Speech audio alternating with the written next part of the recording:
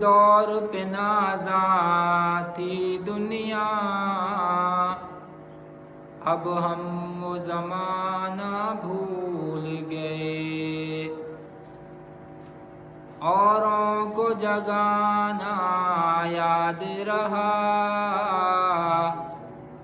خود ہوش میں آنا بھول گئے۔ منہ دیکھ لیا آئینے میں، پر داغ نہ دیکھا سینے میں۔ دل ایسا لگایا جینے میں، مرنے کو مسلمان بھول گیا۔ میرے انتہائی واجب الاحترام معزز سامعین گرامی، میں نے آپ حضرات کے سامنے قرآن مجید کی ایک آیت تلاوت کی ہے۔ حضور پاک صلی اللہ علیہ وسلم کی بے شمار احادیث میں سے ایک حدیث تلاوت کی ہے۔ اللہ تعالیٰ سے دعا ہے کہ اللہ تعالیٰ ہمیں قرآن و حدیث کے مطابق بات کرنے کی توفیق نصیب فرمائے۔ پھر اللہ رب العزت مجھے اور آپ کو اس پر عمل کرنے کی بھی توفیق نصیب فرمائے۔ بھائی دوستو، ہم لوگ نسبت کے بڑے قائل ہیں۔ نسبت بڑی اونچی چیز ہوتی ہے۔ جس چیز کے ساتھ نسبت ہو جائے، جس کے ساتھ نسبت ہو رہی ہے، اس چیز اور اس ذات کو دیکھا جاتا ہے کہ جس چیز کے ساتھ میری نسبت ہو رہی ہے، آیا وہ ذات کیا ہے، وہ چیز کیا ہے، اس کا رتبہ کیا ہے، اس کا مقام اور مرتبہ کیا ہے۔ جب آدمی کو یہ سمجھ آ جاتی ہے کہ بھائی جس چیز کی طرف میری نسبت ہو رہی ہے، میں اس ہستی کا مقام دیکھوں، میں اس ہستی کا رتبہ دیکھوں، میں اس ہستی کی شان دیکھوں کہ آیا اس کی شان اور رتبہ کیا ہے۔ جب مجھے یہ بات سمجھ آ جائے گی، جب میرے دل و دماغ میں یہ بات بیٹھ جائے گی کہ جس چیز کی طرف میری نسبت کی جا رہی ہے یا جس چیز کی طرف میری نسبت ہے، وہ ذات تو بہت بلند و بالا ہے، اس کا مقام تو بڑا اونچا ہے، تو بندے کو اپنی حیثیت کا اندازہ ہو جاتا ہے، بندے کو اپنے مقام کا پتہ چل جاتا ہے۔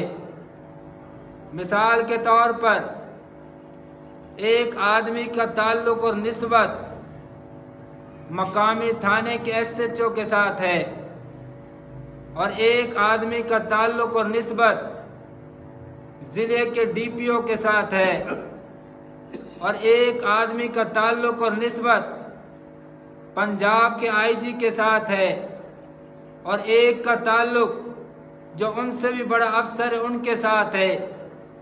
اب یہ چاروں لوگ موجود ہیں، لیکن سب کی نسبت اور تعلق کے اندر فرق ہے۔ سب کے تعلق اور نسبت کے اندر بہت زیادہ تعلق ہے۔ جس کی نسبت اور تعلق SHO کے ساتھ ہے، وہ اپنے آپ کو اس اندازے کے ساتھ رکھے گا۔ جس کی نسبت DPO کے ساتھ ہے، اس کا مان اور گھمنڈ تھوڑا اور اوپر چلا جائے گا کہ میری نسبت تو بڑے افسر کے ساتھ ہے، اور جس کا IG کے ساتھ تعلق اور نسبت ہے، وہ بھی اس DPO والے سے اوپر ذرا گھمنڈ کرے گا اور غرور و تکبر کرے گا، اور اپنے آپ کو ان دونوں سے اونچا بتائے گا۔ کہ میری نسبت چونکہ اونچے آدمی کے ساتھ ہے اس لیے میں ان دونوں سے اونچا بن گیا، اور جو چوتھے والا ہے وہ ان تینوں پہ فخر کرے گا، وہ ان تینوں سے آگے چڑھ کر بات کرے گا، کیونکہ اس کا تعلق ان تینوں سے بڑے افسر کے ساتھ ہے، بڑی ہستی کے ساتھ موجود ہے۔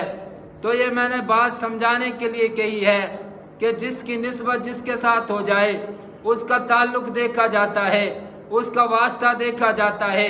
ہماری نسبت محمد رسول اللہ کے ساتھ جڑی ہے، ہمارا تعلق امام الانبیاء کے ساتھ جڑا ہے۔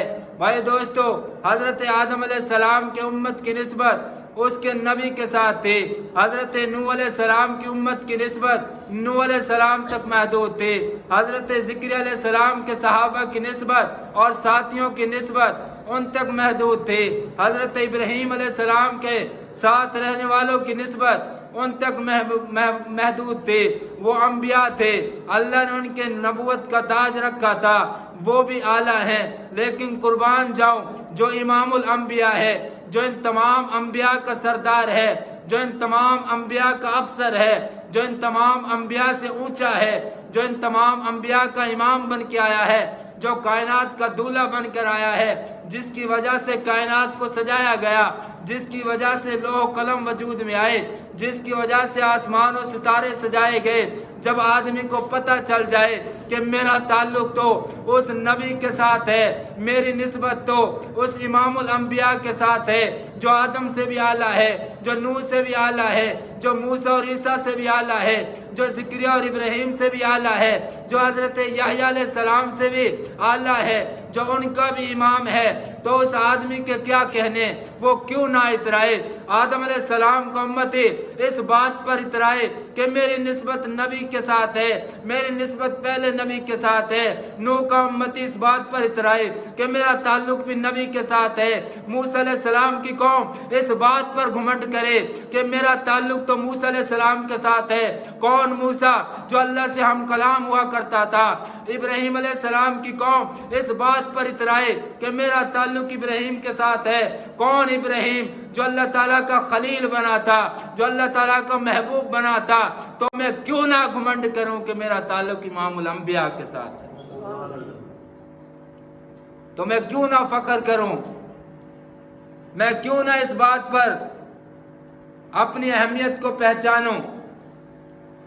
یہی وجہ ہے کہ صحابہ کرام رضوان اللہ تعالی علیہم اجمعین نے اپنی نسبت کو پہچانا تھا۔ یہی وجہ ہے کہ صحابہ کرام نے اپنے تعلق کو دیکھا تھا۔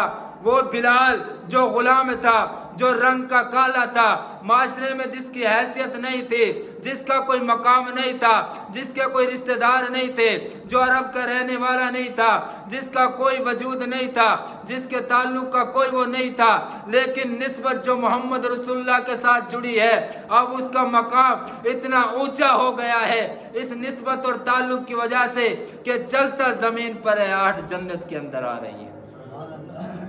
یہ سارا نسبت کا، یہ سارا نسبت کی بات ہے، یہ تعلق کی بات ہے، یہ نسبت کی بات ہے۔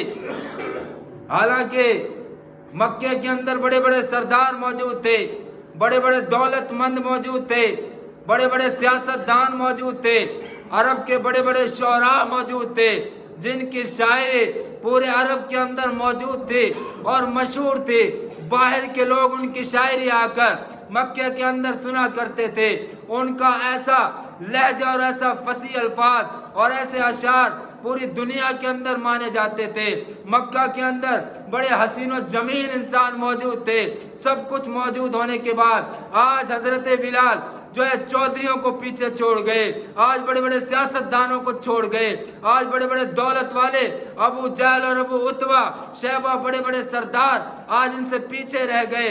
آج بڑے بڑے شعراء جو مکے کے اندر اپنی جو شاعری کے اندر مشہور تھے، آج بڑے بڑے بہادر جن کا طوطی بولتا تھا، جو اپنے بہادری کی وجہ سے پورے عرب کے اندر مشہور تھے، جو اپنے سپہ سالاری کی وجہ سے مشہور تھے، جو اپنے نیزے دانی کی وجہ سے مشہور تھے، جو تلوار چلانے کی وجہ سے مشہور تھے، جو کسی لحاظ سے بھی مشہور تھے، حضرت بلال سب کو تعلق کی وجہ سے پیچھے چھوڑ گئے۔ آج کوئی کسی کا نام نہیں لیتا، لیکن بلال کا نام ہر کوئی لیتا ہے۔ آج کوئی کسی کو یاد نہیں کرتا، لیکن بلال کو ہر کوئی یاد کرتا ہے۔ آج بڑے بڑے چودھری، اس وقت کے بڑے بڑے سیاستدان، اس وقت کے بڑے بڑے امیر لوگ، اور سب گمنام ہو چکے ہیں، لیکن نام موجود ہے، آج بھی موجود ہے، رہتی دنیا تک ان کا نام موجود رہے گا، اس نسبت اور تعلق کی وجہ سے۔